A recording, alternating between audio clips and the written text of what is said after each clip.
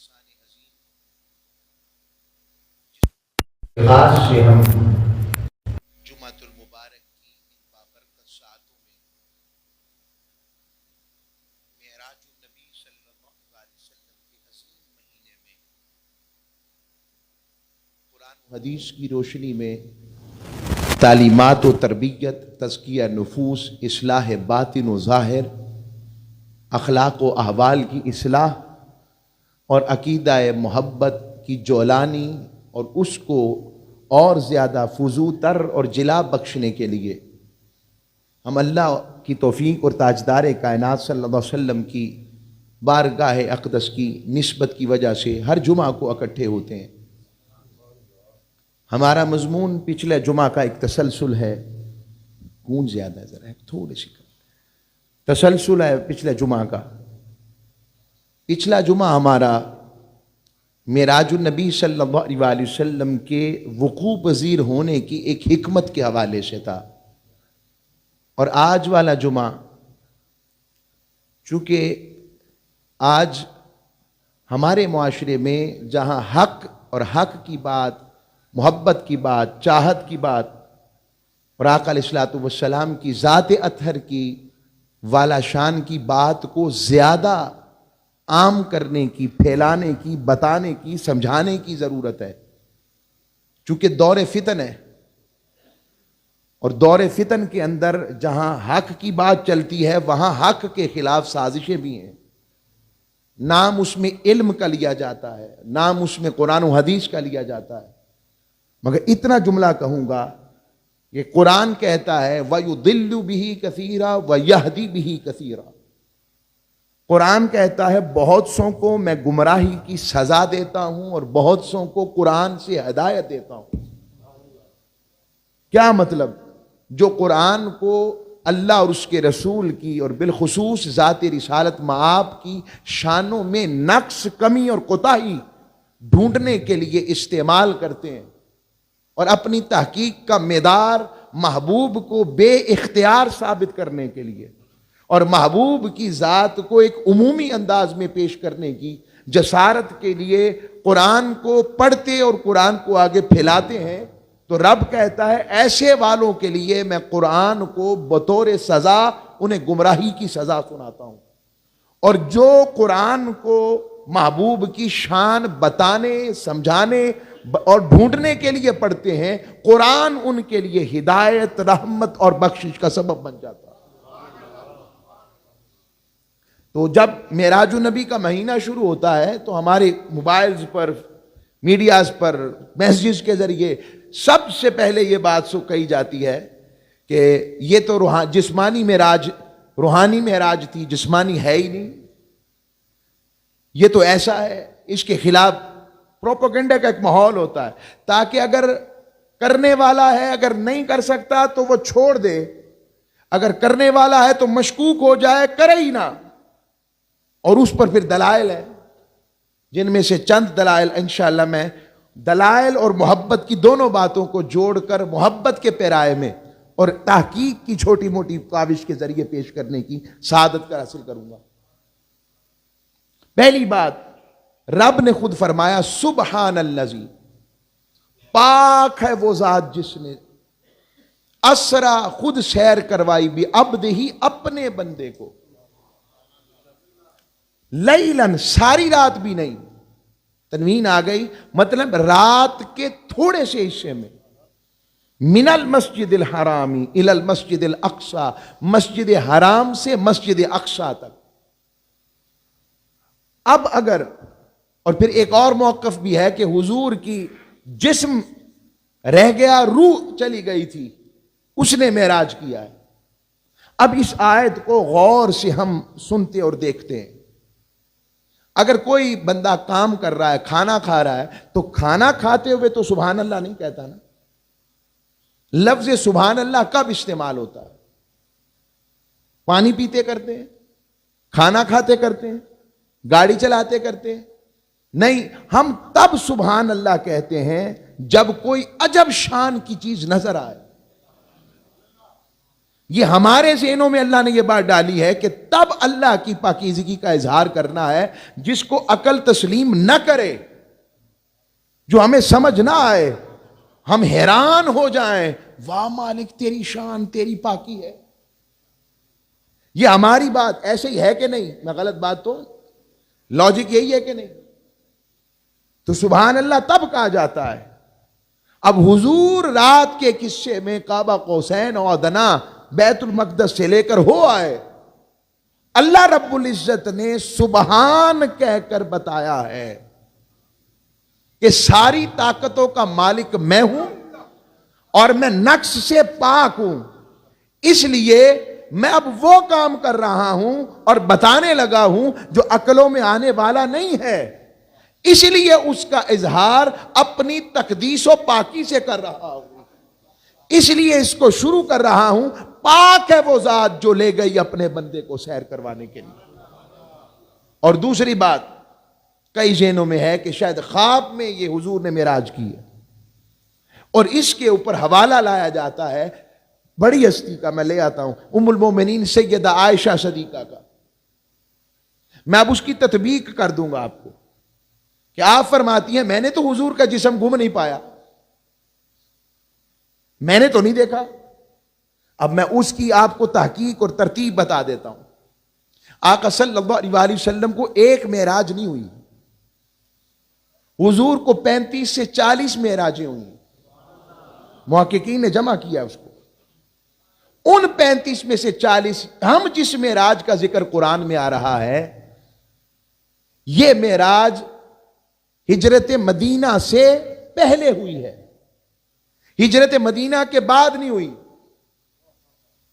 اور تاجدار کائنات سے سیدہ عائشہ کا نکاح ہجرت سے 2 سال قبل ہوا ہے، رخصتی تو ہجرت مدینہ کے بعد ہوئی، تو پھر سیدہ عائشہ صدیقہ نے حضور کا جسم کیسے گم پایا؟ تحقیقی بات سمجھ لگ گئی؟ تو پھر اس کا مطلب تو جی یہی ہے کہ سیدہ بھی سچ فرما رہی ہیں، وہ جس معراج کا ذکر کر رہی ہیں اس معراج میں جسم گم نہیں ہوا، جبکہ حضور جس معراج کا ذکر ہجرت سے پہلے فرمایا اور جس پر ابو جہل بھی انگشت بدنداں تھا، ابو لہب بھی انگشت بدنداں تھا، عقل ورتا حیرت میں گم تھی اور سب پریشان تھے کہ یہ کیسے ہو سکتا ہے۔ اتنی عقل تو ابو جہل کو بھی تھی۔ یہ میں اب اس کو ہٹا کر اس کو سیدہ سے نہیں جوڑنی بات، وہ میں نے اپنی توجیہ بتا دیا آپ کو۔ سیدہ کائنات سید صدیقہ کائنات کو پرے کر دیں۔ اب میں آگے آتا ہوں، اگر خواب ہوتا تو پھر کبھی بھی معراج معجزہ نہ ہوتا، اور اگر معجزہ نہیں تو پھر اللہ رب العزت کا اس کا شروعات سبحان اللہ سے کہنا، یہ بات ایسے لگتا ہے کہ جیسے یہ واقعے کے مطابق نعوذ باللہ جچ نہیں رہی، اور یہ نقش، یہ ناقص بات اللہ کی طرف نعوذ باللہ منسوب ہو جاتی۔ اور جو خواب میں ہوتا ہے وہ کبھی بھی کھڑکیاں نہیں پوچھتے کہ خواب میں کھڑکیاں کتنی تھیں بیت المقدس کی، اس میں کیا کچھ تھا، یہ نہیں پوچھا جاتا۔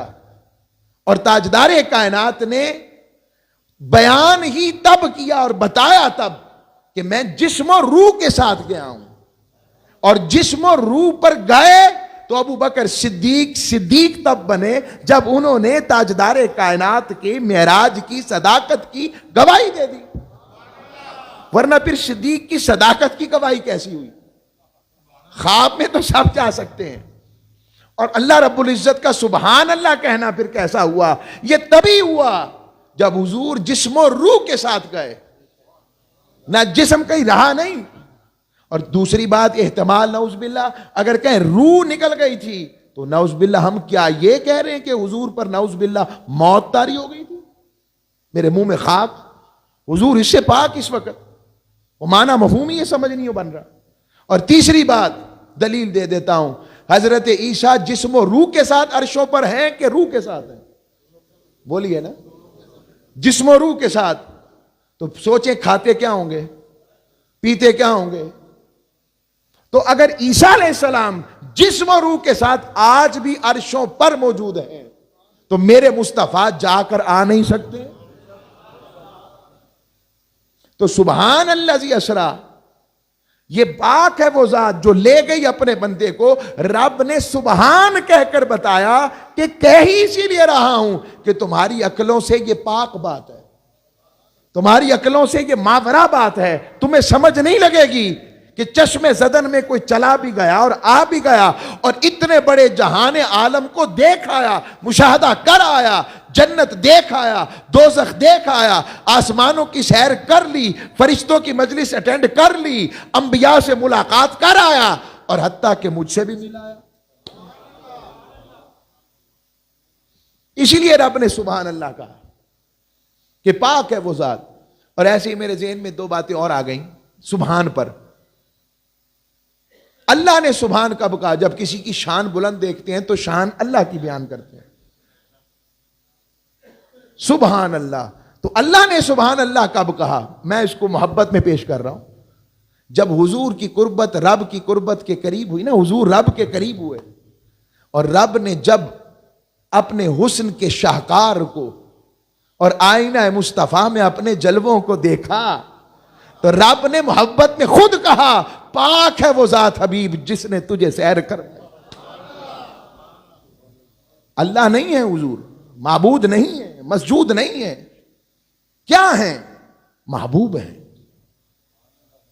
حضور آئینہ ہے، رب نہیں، اللہ نہیں، معبود نہیں، مسجود نہیں، آئینہ ہے جس میں رب کی صفتیں بھی ہیں اور رب کی محبت اور حسن کا مرکز بھی ہے. یوں سمجھے اس بات. اب اس سے آگے آ جائیں.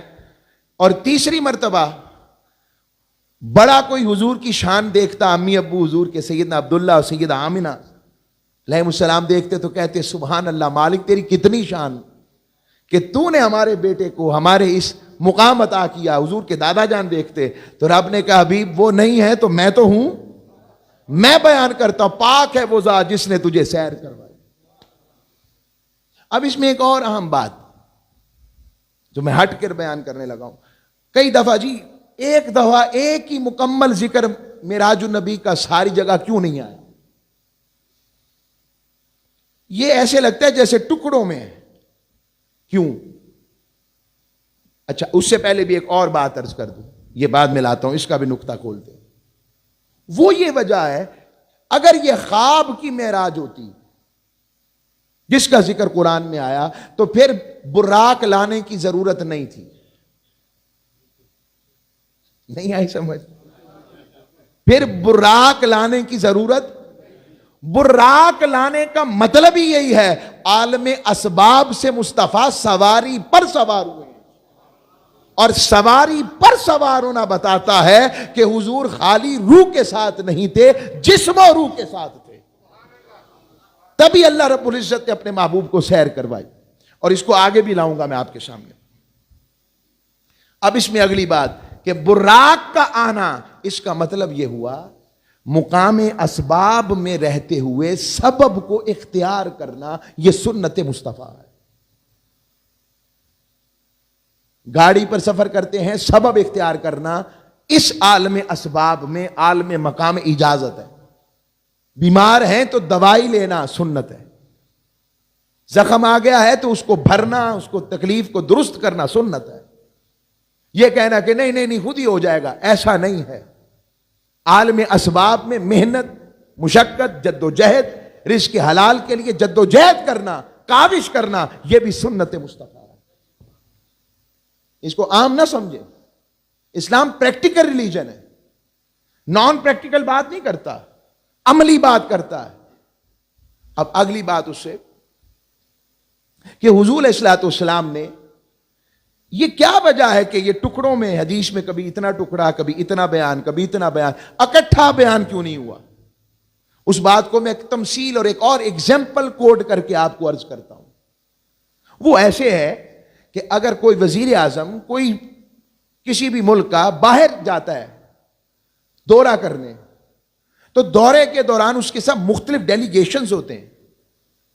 وہ وہاں وزارت خارجہ والوں کو بھی ملتا ہے، وزارت داخلہ والوں کو بھی ملتا ہے، وزارت تعلیم والوں کو بھی ملتا ہے، ہر ایک کو، وزیر اعظم سے بھی ملتا ہے.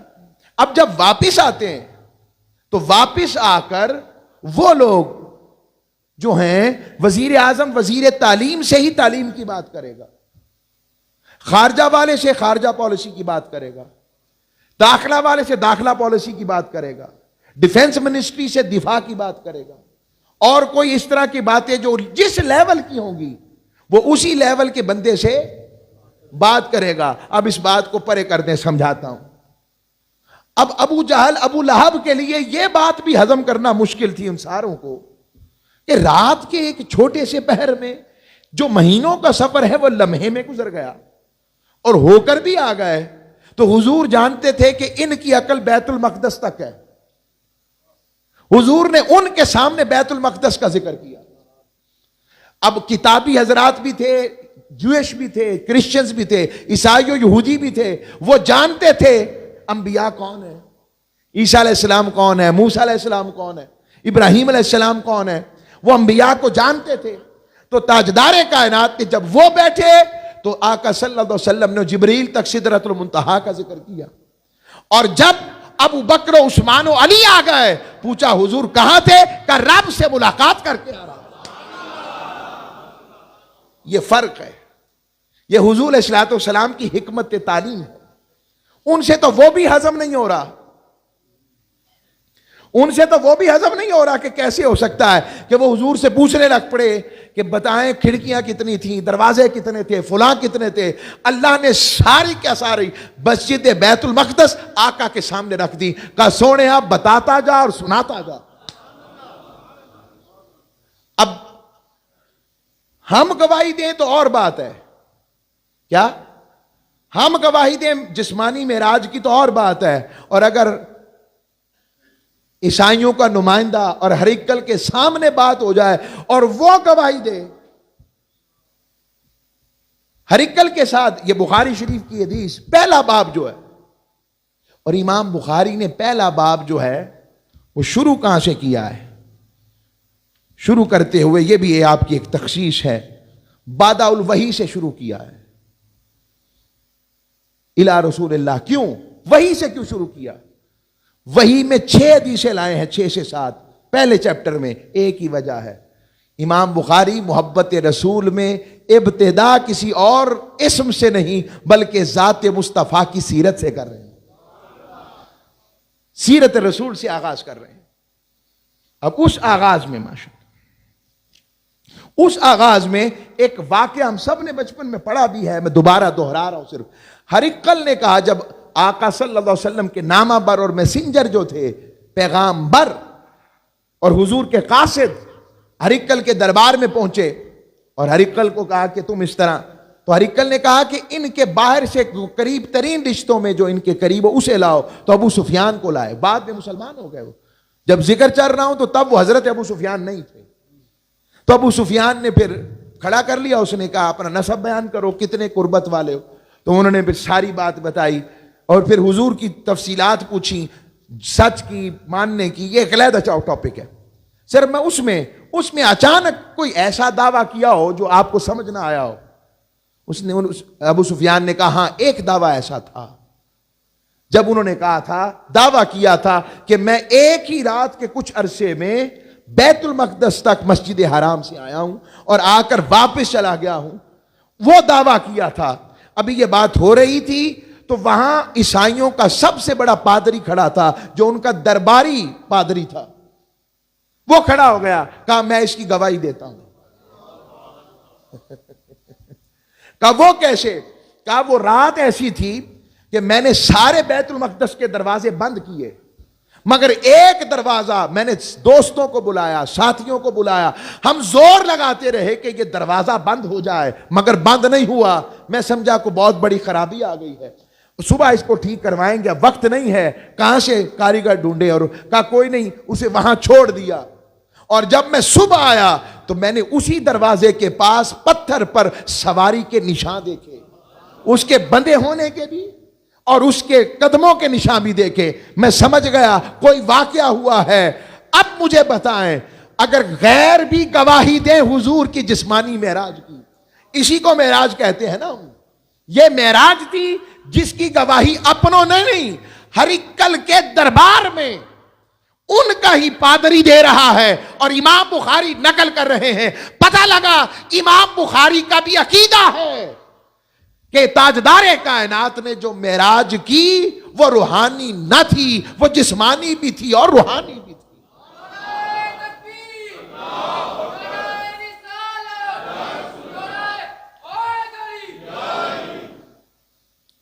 یہ میں نے آپ کو چند باتیں عرض کی حدیث کی روح سے. کوئی پوچھے کو بخاری میں دیکھو. اب میں آؤں گا وہ آگے جب ہمارا تیسرا چوتھا جمعہ آئے گا تو دیدار الہی پر پھر میں بحث کروں گا.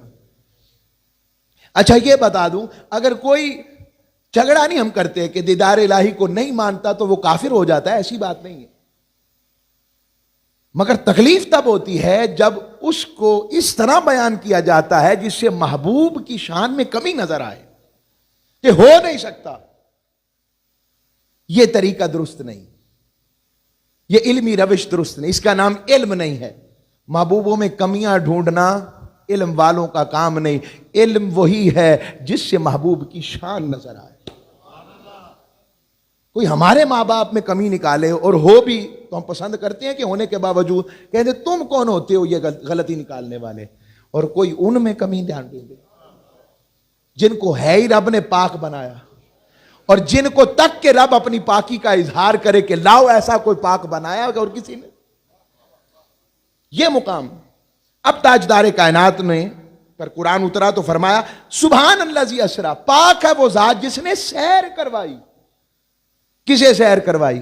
بے عبدہ، اپنے بندے کو. خالی عبد نہیں کہا. اس میں کیا حکمت ہے؟ علامہ آلوسی رحمۃ اللہ علیہ بھی لکھتے ہیں اور بھی اس کا اطلاق کیا اور بھی مقامات پر. میرے حبیب بما اشرفک یا محمد، جب حضور رب کی قربت پہ پہنچے رب کریم نے پوچھا حبیب آج کی رات کس لقب سے یاد کروں؟ ہائے ہائے. اب آقا کی عجز دیکھیں، آقا کا اظہار عجز و انکساری، حضور کی تواضع دیکھیں. عرض کی بنسبت الیک بالعبودیہ، میرے مالک مجھے پسند ہے مجھے تو اپنا بندہ کہہ کر پکارے. رب نے کہا سونے طے پا گیا. رب نے ذکر کیا تو فرمایا سبحان الذی اسرا بعبدہ. خالی فرما سکتے تھے اللہ کریم کہ سبحان الذی اسرا بعبدی، کہ اپنے بندے، صرف بندے کو سیر کروائی.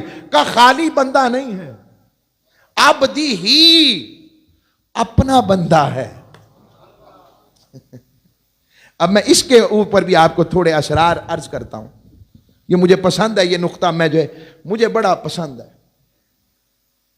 اچھا رب چاہتا ایک اور ایسے ہی، واہ واہ سبحان اللہ، بات نصیب ہو گئی. ایک اور اللہ چاہتا تو مکے میں بھی مل سکتا تھا نا. بولیے مل نہیں سکتا؟ جو کہتا ہے نحن اقرب الیہ من حبل الورید، ہمارے ہر ایک کی شارک کے قریب ہے، تو مکے میں مل جاتے. کیوں؟ رب نے بتایا غیر میں لا مقام گزار کر تمہیں بتانا چاہتا ہوں کہ اللہ رب العزت اپنے محبوب کی شانوں کا اظہار کر رہا ہے کہ میرے محبوب کو اپنی عقلوں میں مت تولنا. تمہاری عقلوں سے ماورا ہے میرے محبوب کی ذات، اس لیے مکان سے نکال کر، اس عالم اسباب سے نکال کر لے گیا ہوں، اور وہاں لے گیا ہوں جہاں کوئی نہیں جا سکتا. اور وہاں کون تھا؟ یا میں تھا یا میرا مصطفیٰ تھا، بس اور کوئی نہ تھا. صلی اللہ علیہ وسلم ان کی ذات تھی اور کوئی نہ تھا، اور کوئی ہونا بھی نہیں چاہیے تھا. تو فرمایا بعبدہ، اپنے بندے کو. اب یہ یاد رکھیے حضور کی رسالت میں رب باری تعالیٰ نے نزول رکھا ہے. توجہ سے سنیے گا بات. حضور جب بندوں کی طرف آئے اِنَّا أَرْسَلْنَاكَ شَاهِدًا، ہم نے ابھی آپ کو گواہ بنا کر بھیجا. وَيَكُونَ الرَّسُولُ عَلَيْكُمْ شَهِيدًا، حبیب ہم ان پر آپ کو گواہ لائیں گے انا ارسلنا لقد من اللہ علی المؤمنین اذ بعث فیہم رسولا، احسان کیا اللہ نے مومنوں میں کہ ان میں اپنے محبوب کو بھیجا، کما ارسلنا فیکم رسولا، ہم نے جس طرح اپنے رسول کو تم میں بھیجا۔ حضور کا رب کی طرف سے آنا یہ شان رسالت ہے، اور حضور کا رب کی طرف جانا یہ شان ابدیت ہے، کہ کوئی بندہ آج تک اس مقام پر نہیں پہنچا، اگر کوئی پہنچا ہے تو وہ تاجدار کائنات کی ذات ہے، کیونکہ ابدیت میں قربت ہے اور رسالت میں بندوں سے قربت ہے۔ جب ابدیت ہوگی تو مالک سے قربت، جب رسالت ہوگی تو بندوں سے قربت۔ نبی وہ ہوتا ہے جو مالک سے لیتا ہے، مخلوق کو دیتا ہے، یہ وہ شان ہے۔ اب عبد ہونا تو بڑی شان ہم مانتے ہیں، تو رب باری تعالیٰ نے قرآن میں حضرت یحییٰ علیہ السلام کا تعارف کروایا۔ حضرت زکریا کو جب خوشخبری سنائی، فرمایا سورہ مریم میں ان اللہ یبشرک بیحییٰ مصدقا بکلمۃ من اللہ وسیدا وحصورا، فرمایا بے شک اللہ تمہیں خوشخبری سناتا ہے یحییٰ کی، اور فرمایا جو تصدیق کرنے والے ہیں میرے کلمے کی اللہ کی طرف، وسیدا، اور وہ سید ہیں، سردار ہیں، وہ حصورا، اور خواتین کے مکر و فریب سے بچنے والے ہیں، بچائے گئے ہیں۔ تو اب حضرت یحییٰ کا نام آئے تو رب سید کہے، محبوب کی بات آئے تو عبد کہے، وجہ کیا ہے؟ سید ہونا یہ مجازی صفت ہے، اور عبد ہونا حقیقی صفت ہے۔ رب نے محبوب کو حقیقی صفت سے یاد کیا ہے، اور دوسرا وہ لقب دیا ہے جو محبوب کو پسند تھا، اس لیے اس کو عبد کہا۔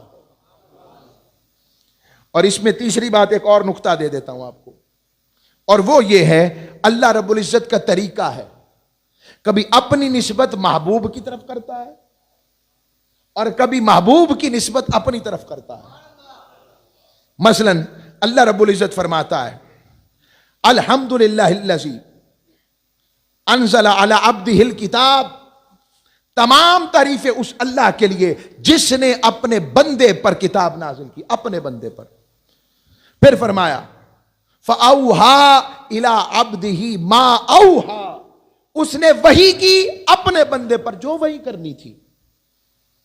اور پھر کبھی فرماتا ہے بات بدل کر، پھر فرماتا ہے حبیب، یہ تو ہو گئی حبیب کی نسبت، اور کبھی اپنی نسبت حبیب کی طرف کرتا ہے تو فرماتا ہے فلا وربک، حبیب تو میں ساری کائنات کا رب ہوں، مگر مجھے پسند ہے کہ میں اپنا انٹروڈکشن یوں کرواؤں، فلا وربک، حبیب مجھے قسم ہے کہ میں تیرا رب ہوں، اپنی نسبت حبیب کی طرف۔ وَأَمَّا بِنِعْمَةِ رَبِّكَ فَحَدِّثْ، حبیب اپنے رب کی نعمت کا چرچا کرے۔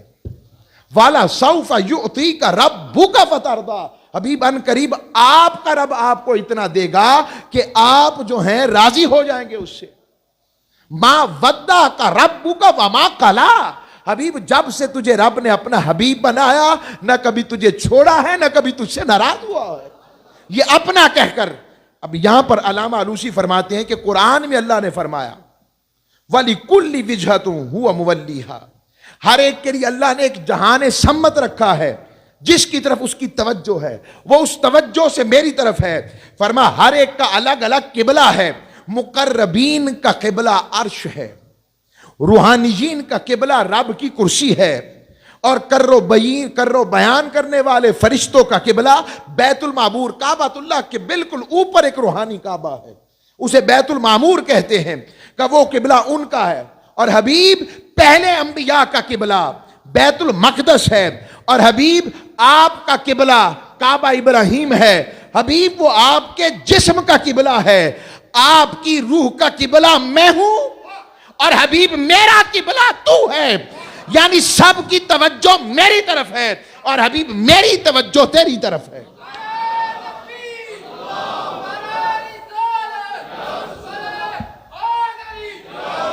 آپ کوئی کہہ سکتا ہے کہ یہ کیا بات کر دی؟ پہلے تو علامہ علوسی کو پڑھیں کہ حضور کو رب کا قبلہ بنا دیا آپ نے۔ میں قبلہ کے معنی کو سمجھو، قبلہ ہوتی ہے توجہ، جس کی طرف متوجہ ہوتا ہے. ہم کعبے کی طرف منہ کرتے ہیں, سجدہ کس کو؟ کعبے کو کرتے ہیں. کعبہ سمت کعبے کی ہے کیونکہ محبوب نے پسند کی تھی, مگر سجدہ کسے ہے؟ اللہ کو. تو توجہ کا رب نے کہا سب کی توجہ میری طرف ہے اور میری توجہ مصطفیٰ کی طرف ہے. پوچھے کیسے؟ قد نرا تقلب وجهک فی السماء. قد نرا, کوئی دیکھے نہ دیکھے حبیب ہم تو تجھے ہی دیکھتے ہیں. یہ وہ والی توجہ. فإنک بأعیننا, حبیب تو ہماری نظروں میں رہتا ہے. یہ قرآن ہے سارا, ہماری نگاہوں میں رہتا ہے. یہ رب کہہ رہا ہے, میں اس توجہ کی بات کر رہا ہوں. تو جب یہ بات آئے تو پھر سمجھ لگتی ہے کہ کعبے کا کعبہ کیا ہے. حاجیو آؤ, شہنشاہ کا روزہ دیکھو. کعبہ تو دیکھ چکے, کعبے کا. اور تاجدار کائنات پھر جب یہاں سے روانہ ہوئے, اس سے پہلے حضور اکرم صلی اللہ علیہ وسلم کا شک کے صدر ہوا. اس پر آج ایک بات ختم کر دوں گا. شک کے صدر ہوا, اوپن ہارٹ سرجری سمجھ لیں. حضور کا شک کے صدر ہوا, دل مبارک سونے کے تھال میں رکھا گیا. چاندی کا رکھ لیتے, سونا کیوں رکھا؟ عالم اسباب ہے, سونے میں اس لیے رکھا, چاندی کو کائی لگ جاتی ہے, سونا بوسیدہ نہیں ہوتا. تو کامل چیز کے لیے جتنی ممکن ہے کامل چیز اور پیاری چیز رکھی جائے. اور حضور کا جسم جب چرا تو حضور کہتے ہیں مجھے کوئی تکلیف نہیں. اس وقت دل مبارک کو پھر یہ سمجھے, کوئی کہتا ہے جی حضور پہلے سے پاک نہیں, پاک ہیں, مگر ایک تیاری کی جاتی ہے اس سے. جتنا بڑی سرکار ہوتی ہے اتنے بڑے SOPs ہوتے ہیں. غسل ہم کے پاک ہوتے ہیں, پھر غسل کرتے ہیں جمعہ کے. تو اللہ حضور کی شان تو رب سے ملاقات کے لیے جا رہے ہیں, تو وہاں مقام. اور حضور جب پھر براق پر آئے, براق برق سے نکلا ہے. برق الیکٹریسٹی کو کہتے ہیں. الیکٹریسٹی یعنی پاور آف جنریٹرز, الیکٹریسٹی کی پاور تھی. اور آقا صلی اللہ علیہ وسلم اس پہ سوار ہوئے, اور حضور جہاں نکاح کرتے اس کا قدم وہاں پڑتا. اور روایات میں آتا ہے براق ایسے ذرا شرمایا, اور حیا میں آقا علیہ السلام کی بارگاہ میں جب ایسے جو ہے تو کہوں گا وجد میں آ گیا. وجد میں آ گیا. تو جبرائیل امین نے کہا خیال کر تجھ پہ حضور سوار ہیں. براق نے کہا ہوگا جبرائیل اس لیے تھرا رہا ہوں, وجد میں ہوں کہ مصطفیٰ مجھ پر سوار ہے, مجھے نسبت مصطفیٰ ملی ہے. اور حضور یہاں سے چلے, جس کو اعلیٰ حضرت بیان فرماتے ہیں خدا ہی دے صبر جانے پرغم, دکھاؤں کیوں کر تجھے وہ عالم, جب ان کو جھرمٹ میں لے کے قدسی جنا کا دولہا بنا رہے تھے. وہی تو چوبن ٹپک رہا ہے, وہی تو اب تک چھلک رہا ہے. نہانے میں جو گرا تھا پانی, کٹورے تاروں نے بھر لیے تھے. اور بچا جو تلووں کا ان کے دھون, بنا وہ جنت کا رنگ و روغن. جنہوں نے دلہا کی پائی اترن, وہ پھول گلزارے نور کے تھے. اتار کر ان کے رخ کا صدقہ بٹ رہا تھا یہ نور کا باڑا, کہ چاند سورج مچل مچل کر جبی کی خیرات مانگ رہے تھے. اور حضور پھر معراج النبی پر اگلے سواری میں کہاں پہنچے, وہ اگلے ہم جمعہ کو اپنی اگلی نشست کو بیان کریں گے. ابھی اٹھے کوئی نہ, بس ایک پیغام بھی ہے, بند بس اس کو